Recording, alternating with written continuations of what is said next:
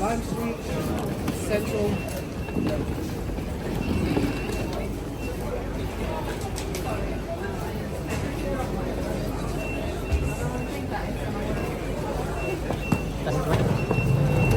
Thank you.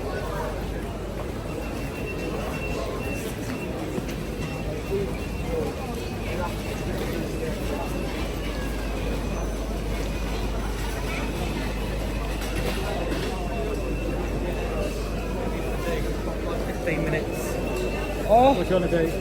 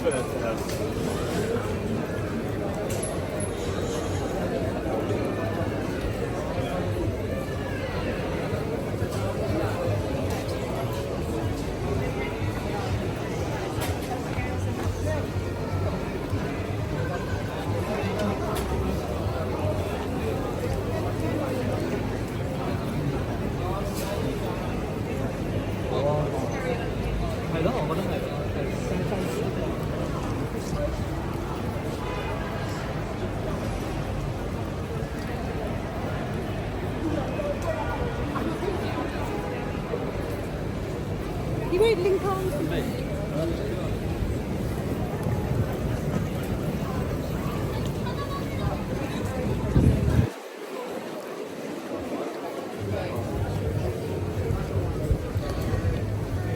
Cross that.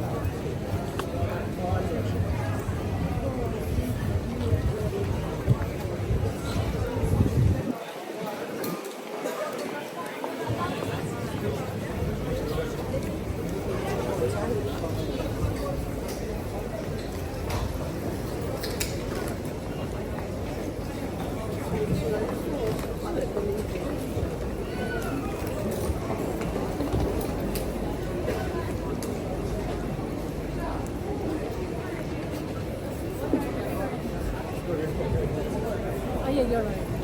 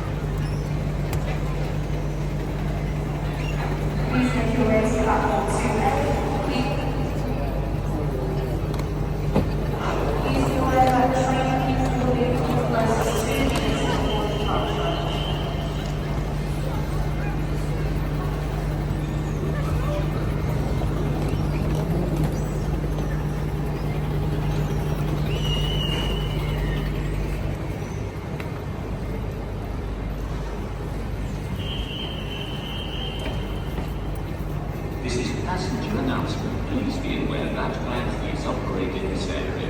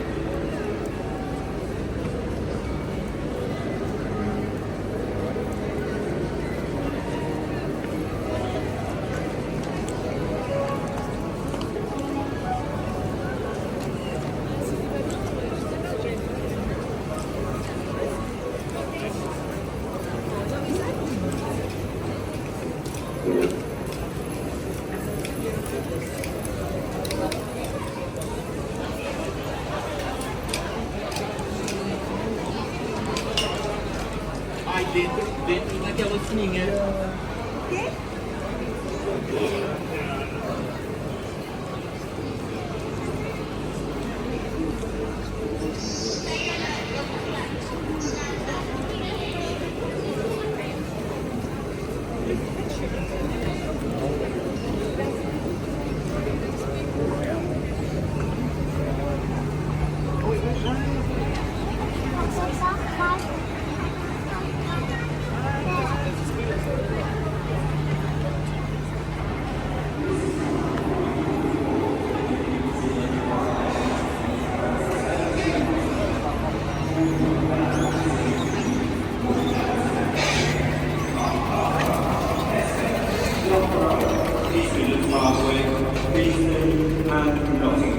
Passengers wishing to attend this service, we usually provide coaches closest to the ticket barriers.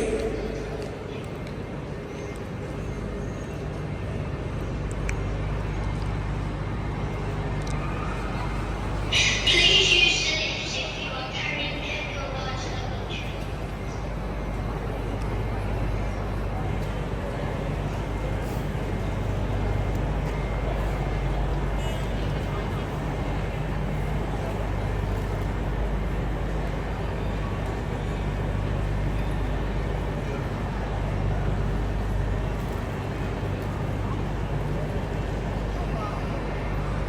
Into this call, please press the alarm button now.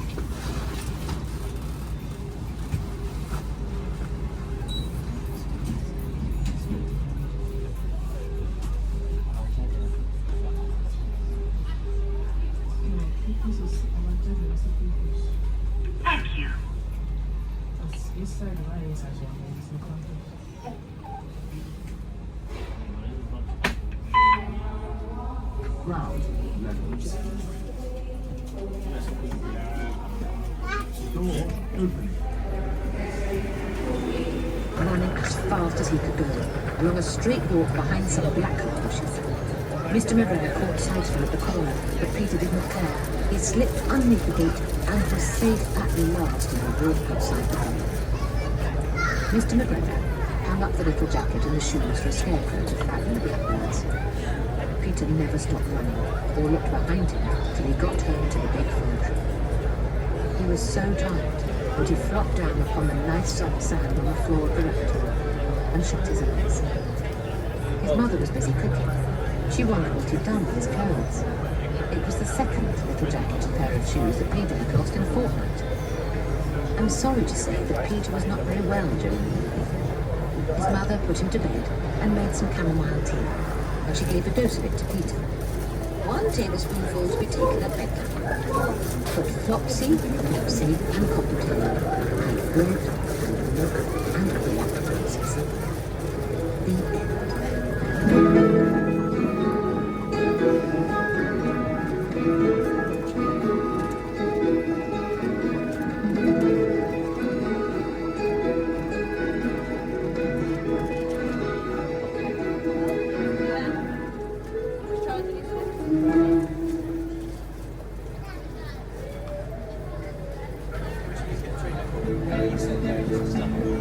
Brought to you by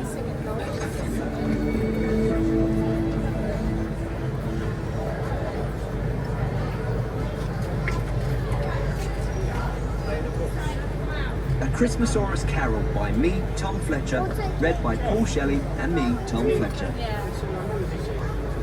Well, why don't we go to the toy shop and It all began at Christmas. I suppose you're expecting this book to be a fun, festive adventure with a flying blue dinosaur, Santa, elves, William Trundle, and all the other things you would usually find in a Christmasaurus story.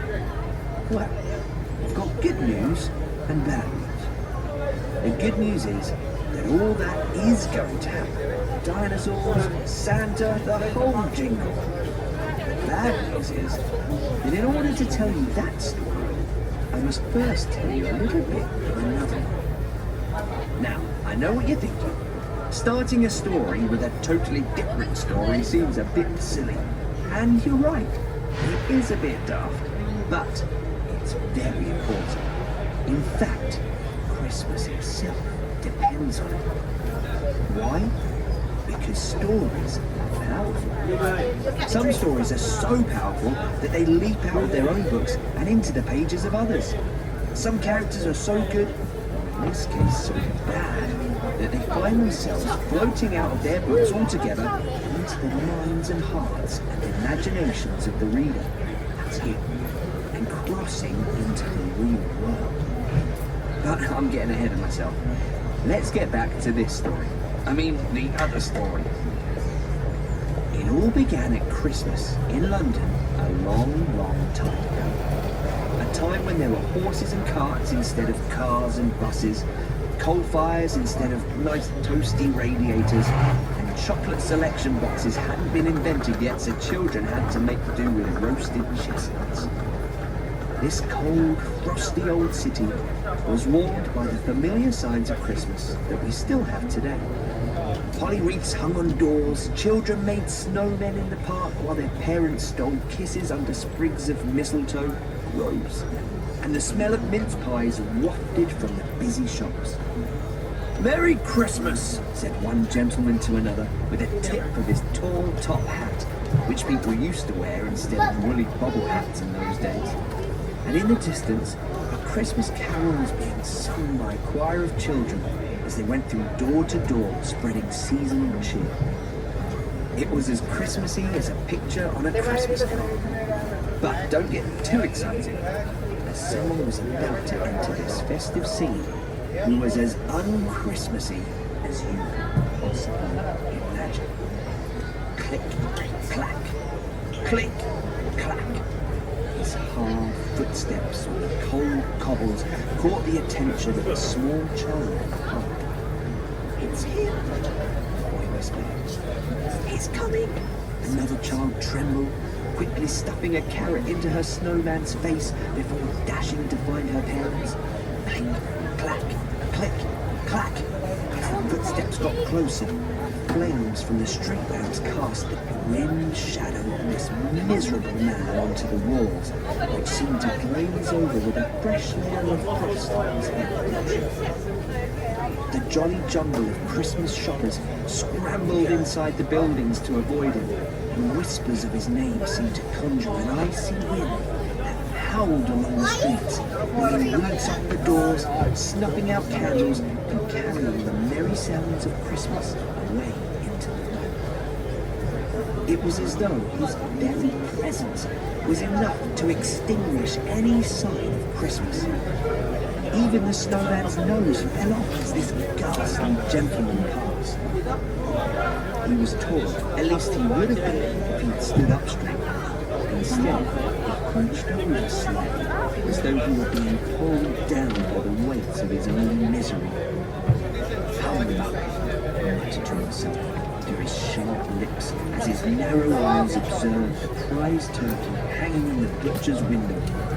For as you probably guessed, this miser of a man hated Christmas.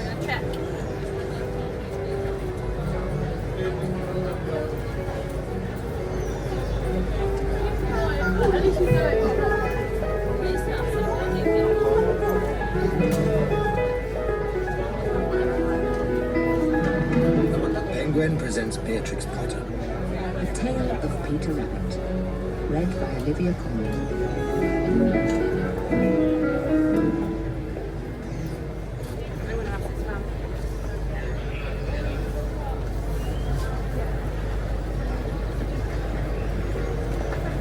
Once upon a time, there were 4 little rabbits, and their names were Flopsy, Mopsy, Cottontail, and Peter. They lived with their mother in a sandbank underneath the root of a very big fir tree. "Now, my dears," said old Mrs. Rabbit one morning, "you may go into the fields or down the lane, but don't go into Mr. McGregor's garden. Your father had an accident there. He was put in a pie by Mrs. McGregor.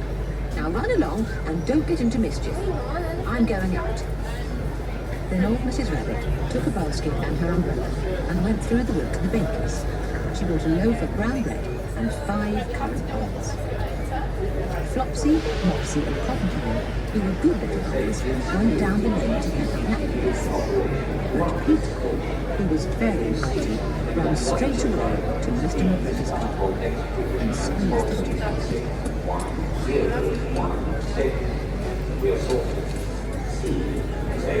First he ate some lettuces and some French beans, and then he ate some radishes. And then, feeling rather sick, he went to look for some parsley.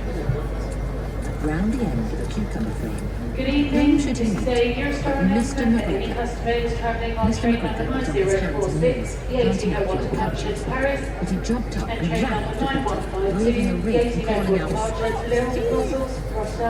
Peter was most dreadfully frightened. He rushed all over the garden, he had forgotten the way back to the gate. He let one of his shoes on his cabbages, and the other shoe hung on the potatoes. Afterwards, he ran with faster, so that I think he might have got away altogether if it had not unfortunately run into a customer and a clock made the large buttons on his jacket. He was allergic to the brass buttons, quite near. Peter gave himself up for it and shed big tears, but his sobs were overheard by some friendly Spaniards, who floated with great excitement and implored him to exert himself. Mr. McGregor came up with a snake, which he intended to put on the top of Peter. Peter wriggled out just in time, leaving his jacket behind him, and rushed into the tool shed and jumped into a can. It would have been a beautiful thing to hide in if it had not had so much water in it. Mr. McGregor was quite sure that Peter was somewhere in the tool shed, perhaps hidden underneath the flower pot. He began to turn him over carefully, looking under each. Presently, Peter sneezed. "Kertishoo!" Mr. McGregor was after him in no time, and tried to put his foot upon Peter, who jumped out of a window, upsetting 3 plants. The window was too small for Mr. McGregor, and he was tired of running after Peter. He went back to his work. Peter sat down to rest, He was out of breath and trembling with fright, and he had not the least idea which way to go. Also, he was very damp with sitting in that cab. After a time, he began to wander about, going lippity-lippity, not very fast, and looking all around. He found a door in the wall, but it was locked, and there was no room for a fat little rabbit to squeeze underneath. An old mouse was running in and out over the stone doorstep, carrying peas and beans to her family in the wood. Peter asked her the way to the gate, but she had such a large pea in her mouth that she could not answer. She only shook her head at him. Peter began to run. Then he tried to find his way straight across the garden, but he became more and more puzzled. Presently, he came to a pond where Mr. McGregor filled his water cans. A white cat was staring at some goldfish. She sat very, very still, but now and then the tip of her tail twitched, as if it were alive. Peter thought it best to go away without speaking to her. He had heard about cats from his cousin, little Benjamin Bunny. He went back towards the tool shed, but suddenly, quite close to him, he heard the noise of a hoe. Scratch, scratch, scratch, scratch. Peter scuttered under one of the bushes. But presently, as nothing happened, he came out and climbed upon a wheelbarrow and peeped along. The first thing he saw was Mr. McGregor hoeing onions. His back was turned toward Peter, and beyond him was the gate. Peter got down very quietly off the wheelbarrow and started running as fast as he could go, along a straight walk behind some blackcurrant bushes. Mr. McGregor caught sight of him before, but Peter didn't care. He slipped underneath the gate and was safe back to the rest of the wood house. Mr. McGregor hung up the little jacket and the shoes for a scarecrow to frighten the blackbirds. Peter never stopped running or looked behind him until he got home to the big forge. He was so tired that he flopped down upon the nice soft sand on the floor of the rectory and shut his eyes. His mother was busy cooking. She wondered what he'd done with his clothes. It was the second little jacket and pair of shoes that Peter had lost in a fortnight. I'm sorry to say that Peter was not very well during the evening. His mother put him to bed and made some chamomile tea, and she gave a dose of it to Peter. 1 tablespoonful to be taken at bedtime. But Flopsy, Mopsy, and Cocktail had bread and milk and black princess. The end.